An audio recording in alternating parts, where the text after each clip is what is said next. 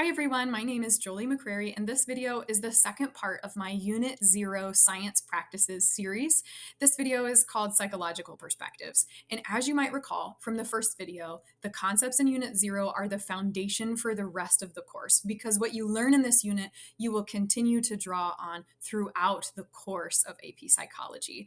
This video, you will learn just specifically about the approaches psychologists take when they attempt to explain our mind and our behavior. After the video, you should be able to answer the following questions. What are the main perspectives in psychology, and how do psychological perspectives apply to real world scenarios? And in the bottom right hand corner, I wanted you to see that the 4 key skills the College Board wants psychology students to utilize throughout the course. Those you can see are concept application, research, methods and design, data interpretation, and argumentation. But the first practice says that students should be able to do concept application. And you can see highlighted there, students should be able to apply psychological perspectives. So, in order to do that, you need to know what the main perspectives in psychology are. So, by the end of the video, you should be able to define and apply the following 8 perspectives listed on the screen, and I will go over each one in more depth soon. So, first, what do I mean by perspective? A perspective is simply a point of view.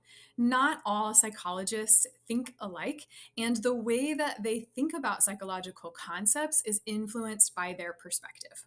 Depending on their perspective, a psychologist might explain the root cause of a behavior differently than another psychologist from a different perspective. And it's not that one perspective is more right or more wrong. These are just viewpoints that help inform a psychologist's approach to what they study. You can think of a perspective like a framework or a lens, a pair of glasses that a psychologist uses to see and explain why people act and think the way they do. And each perspective focuses on different ideas and ways of studying how our minds work.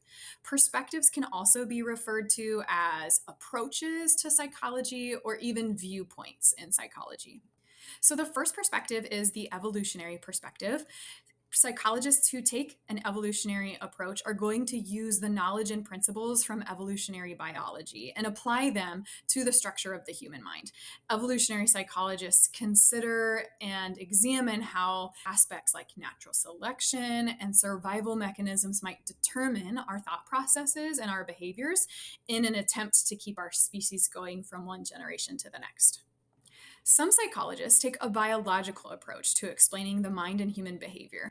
The biological perspective seeks to understand and explain how the elements of our brain and our bodies are connected to our behaviors and our thought processes.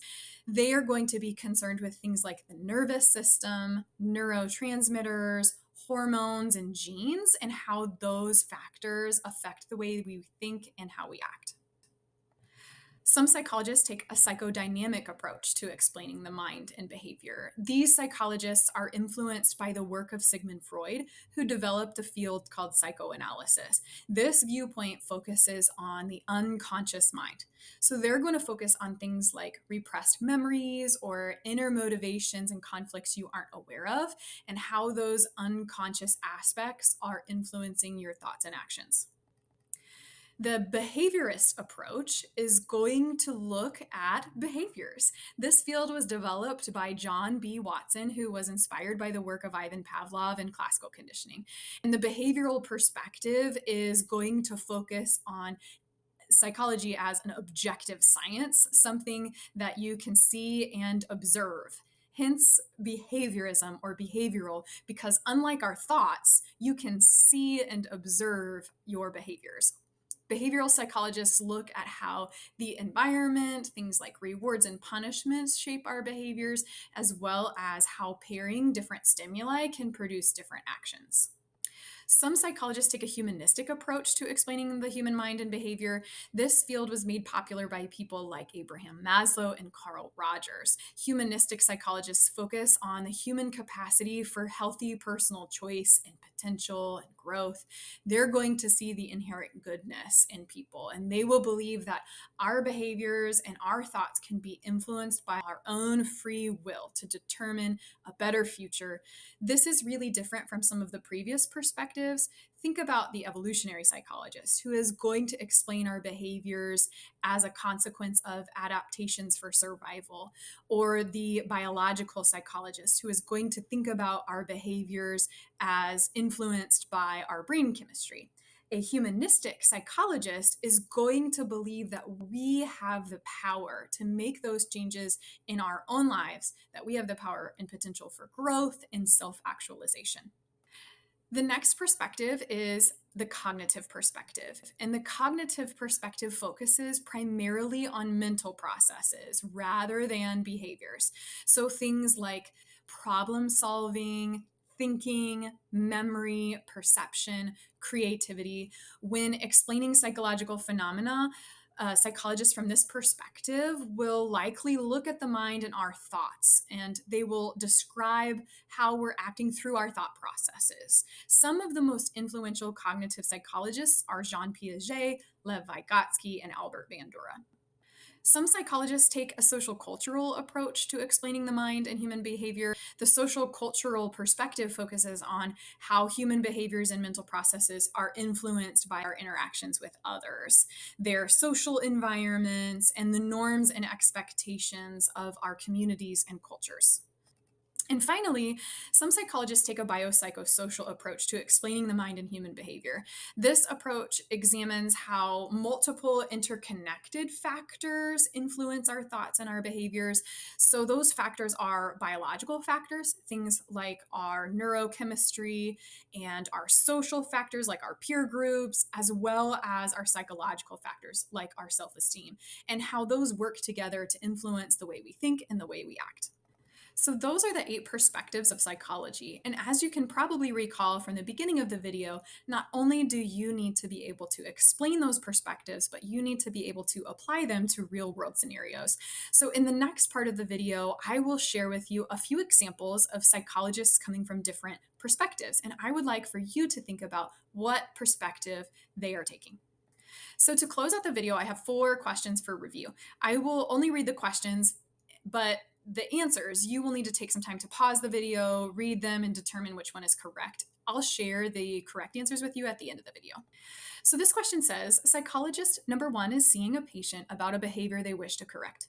The patient is frequently lying as a strategy to gain social advantages, secure resources, or avoid conflicts. This psychologist believes that lying might be derived as a mechanism of survival, which helped previous generations succeed and thrive. What perspective is this psychologist coming from? The next question says, psychologist number 2 is seeing a patient about a behavior they wish to correct. The patient is frequently skin picking as a response to stress, anxiety, or other triggers. This psychologist believes the behavior results from a combination of factors, such as genetic predisposition for impulsivity, a stressful work environment, and possibly individual psychological coping mechanisms. What perspective is this psychologist coming from? The next question states, psychologist number 3 is seeing a patient about a phobia that severely impacts their daily life. This psychologist believes the phobia stems from unresolved, unconscious conflicts and repressed memories from early childhood experiences. What perspective is this psychologist taking? And the last question states, psychologist number 4 is seeing a patient experiencing severe depression that affects their daily functioning. This psychologist believes the depression is due to imbalances in brain chemistry, possibly due to low levels of serotonin. What perspective is this psychologist taking? So this concludes part 2, psychological perspectives. If you would like to check the answers to the multiple choice review questions, you can find those at the bottom of the screen. If you want to check your understanding, see if you can explain the main perspectives in psychology, and if you can describe how psychological perspectives apply to real world situations. You should also be able to define the 8 perspectives in psychology.